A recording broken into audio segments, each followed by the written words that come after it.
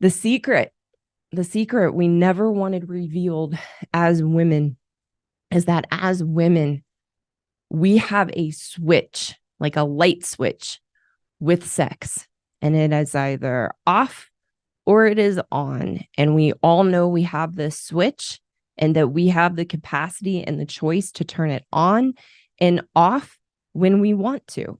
And as women, when we were single, we had the switch on for bad boys and we had the switch off for good men until we were ready to settle down and get married and start a family. And so good men can know if you struggled to get women when you were younger and before you were married, or if you're watching and you're single, this will shed some light for you too. If you didn't have a lot of women until you met your wife, it's because she had her switched off. And then when she was ready to settle down, she turned it on and she used the on switch with sex to trap you to get what she wanted, which was to get married. And so when we're ready to get married, our biological clock is ticking. We get a good man and we enjoy sex. We want to have plenty of sex. And then we get what we want. We get married and the sex stops and the sex becomes unimportant. And like I said, it becomes infrequent. And all of a sudden, the amount of sex you were having before you got married begins to dwindle and dwindle and dwindle because it was a trap.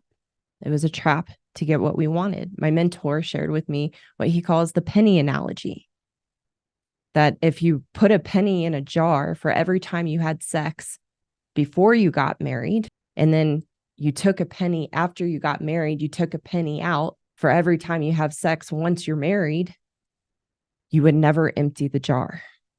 And that's the sad reality of sex with your wife, is that she used sex to get married. And once she trapped you, there was no reason for sex anymore.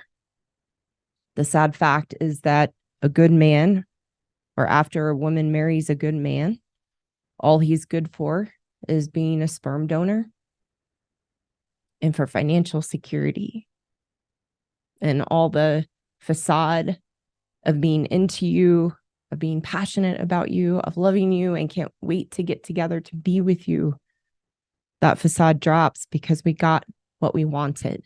And for most of us as women, when we become disinterested in sex and we stop having sex, we will hold on enough to string you along. So that's where we'll have sex once a month or twice a month, and we'll string you along for that financial security and or for having children. And that was sadly my experience, that when my husband and I met, sex was great. I had plenty of it. I enjoyed it. He enjoyed it. We had fun together. And then once I knew I had him, the switch turned off. I put walls up. I didn't want to get undressed around him anymore. If he came in and he tried to hug me, I would jerk away. And I had all kinds of stories built up about why I was doing this. I denied to myself the real reasons why, which is what most of us as women do.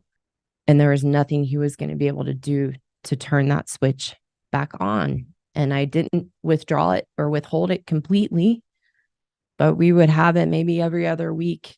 And women listening who are open-minded and want to know these things for yourself, you'll know that we have this mental calendar where it's like, okay, I had it. And then we are like, okay, that'll probably buy me a week or two. And then that time starts running out and we start building this anxiety of when we're going to need to engage with sex again, to give just enough to make it seem okay, and just enough to keep getting what we want. But by that point, our switch is off and the switch never goes back on. And we let our stories and our games begin of why we don't want to have sex anymore. And the sad part is that a good man falls for all those stories and all those excuses of why we don't want to have sex anymore. And I had a myriad of them. And it's fascinating how those stories begin. Where in the beginning, we're having fun, we enjoy it. It's not an issue in the beginning of the relationship. And then all of a sudden well, it's my past with men before I met you, or it was my relationship with my dad, or I have really low self-esteem and I don't really know what I like. And just all these stories start coming up out of nowhere. And the sad part is, because good men want to believe their wives, they see the good in us, is then they fall for these stories, or the story of, well, I've changed and I need you to meet me in a different place now. I need you to start doing this technique or that technique, or can we read this book together? I've changed and I need it to look, sex to look different now. And good men will fall for that. That's where I went. And I've shared a little bit about that in the last couple of videos, where I had my husband reading all these books with me. We went to couples counseling, and I made it this giant ordeal in our relationship. And it was really confusing to him. And he would try to do all the things because he's a good man. And that's what you do. Tell me what to do. I'll do it. So he tried to do the different things that I said that I needed. And you'll see women in comments of some of these videos from other men telling men, here's what you need to do to get your wife to re-engage with sex, and turn your game back on, and you gotta, and all these things. And women will comment on the videos like, yes, I wish my husband knew this.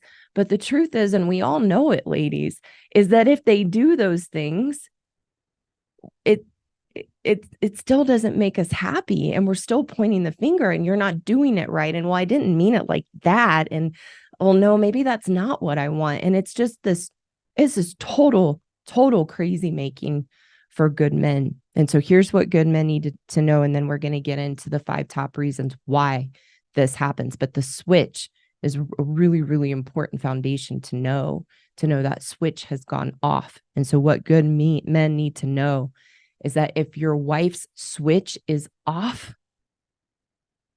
there is nothing you can do to turn that switch back on for your wife.